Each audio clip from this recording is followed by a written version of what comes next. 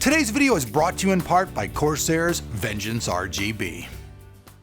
Hey, what's going on, everybody? Welcome back once again to Tech of Tomorrow, where we're doing another build, this time based around the Ryzen 1500X and the RX 570. Both very, very popular products from the people over at AMD, so we thought we'd put a build together that was affordable and still looked pretty cool.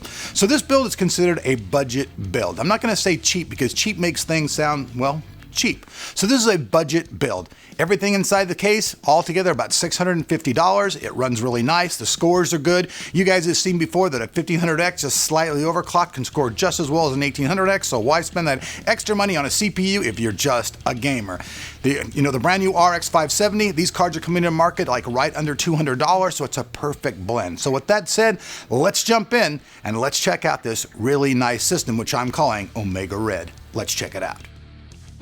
So first off, let's check out the case. Now this case is red, obviously matches an AMD build, and this case comes with everything.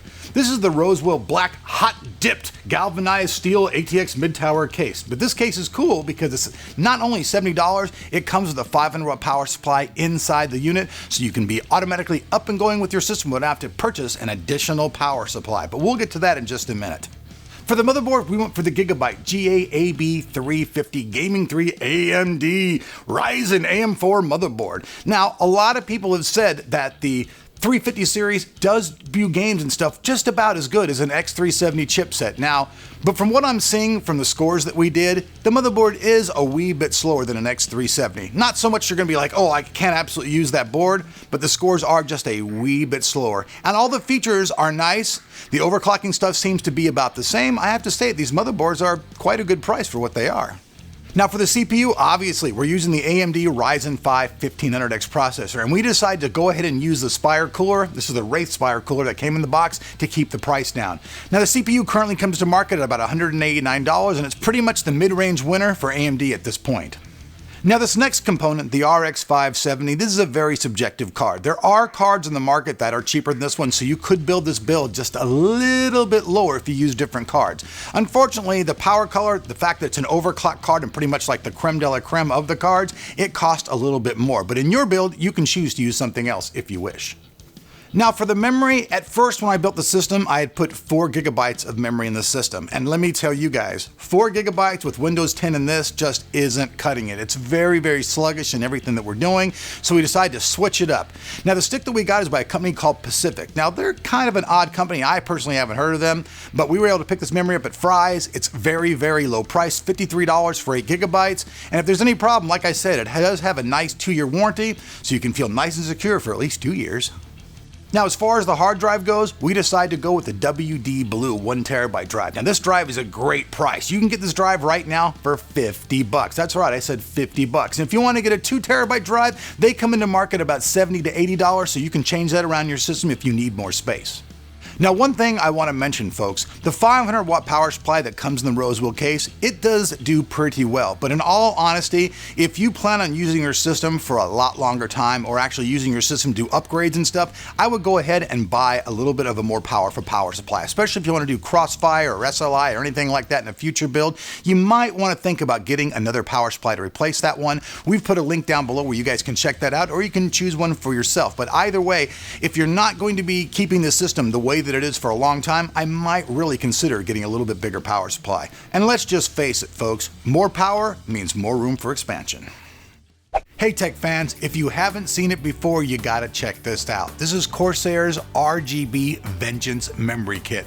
Now, not only is this memory fast, it also features a vast array of colors due to the RGB implement of the memory. So if you're looking for something that'll keep your computer running fast and still look totally badass, check out Corsair's Vengeance RGB. All right, folks, so that is the system. Now, I know some people out there are gonna make their comments like they always do, but oh my God, dude, you've got mustard and ketchup cables. Hey man, if you want a system with completely custom cabled and all that shit, it's gonna cost you a lot more money. So being that, like I said, this is a budget-based build, I wasn't so worried about, having the best, looking coolest cable stuff in the world. I was more or less looking for a system that would play all of your games at 1080p and still be within a nice price range. So with that said though, let's jump in right now. We obviously know what the test station is, and let's check out those scores and see how the Omega Red performs. Let's rock!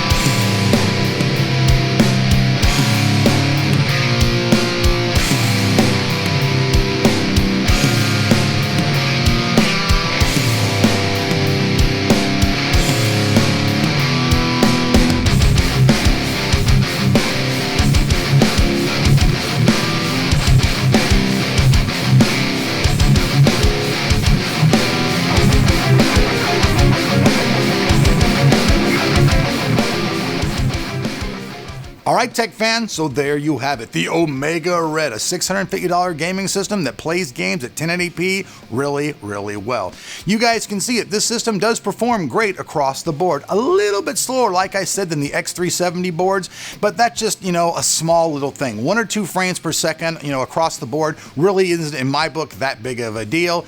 And if you want to overclock the 1500X, like I said, you can get performance almost like that of an 1800X. You guys saw us do it with the 1600X. The 1500X overclocks pretty much exactly the same way. Not quite as high, of clock speeds and stuff, but that's, just a wee bit of performance. Now, like usual, this is just a suggested build. You can change any of the parts you want to do to, your specific needs. Now, I know a lot of people can just go out there to PC Parts Picker, click a button and get, the cheapest components all together. But the only thing with doing that is sometimes some of the cheaper components don't always work well together. So doing that's a cool idea, but there's no, guarantee that when you get those things to your house that everything's going to run perfectly together. Especially if you're a person who's like really new to building PC stuff, you might not want to get the absolute bottom line cheapest part on everything that's out there. And like usual, this is just a suggestive build. You can do things, like I said, to how you want to.